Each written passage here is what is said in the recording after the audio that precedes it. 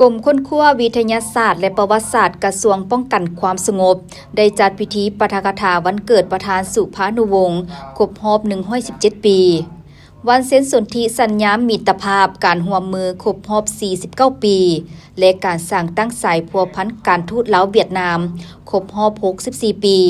ในวันที่11 สิงหาคม 2026 ให้เกียรติปาฐกถาโดยพันเอกอุ่นเฮืองอุดมสิทธิ์คณะภาคฮักทานรองหัวหน้ากลุ่มค้นคว้าวิทยาศาสตร์และประวัติศาสตร์และพันเอกปริญญาเอกคำสิงห์เมืองเหนือคณะภาคฮักทานรองหัวหน้ากลุ่มค้นคว้าวิทยาศาสตร์และประวัติศาสตร์มีคณะภาคคณะกรมนายและพลตำรวจเข้าร่วมทั้งนี้ก็เพื่อเป็นการระลึกถึงคุณงามความดีของภาครัฐและประชาชนเวียดนามไอ้น้องที่ได้ให้การช่วยเหลืออันใหญ่หลวงและล้ำค่าในภารกิจปกปักรักษาและสร้างสรรค์พัฒนาประเทศชาติทั้งเป็นการหวนคืนมวลเสื้อแห่งความสามัคคีระหว่างสองชาติลาวเวียดนามเป็นการโฆษณาศึกษาอบรมให้พนักงานสมาชิกพรรคนักรบได้รับผู้เข้าใจแจ้งเติมเกี่ยวกับชีวิตการเคลื่อนไหวปฏิบัติ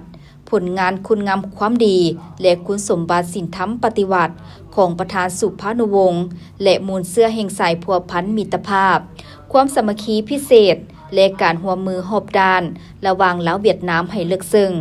และสืบต่อเสริมขยายมูลเสื้ออดีงามนี้ไว้ให้มั่นคงทะนุงแก่นตลอดไป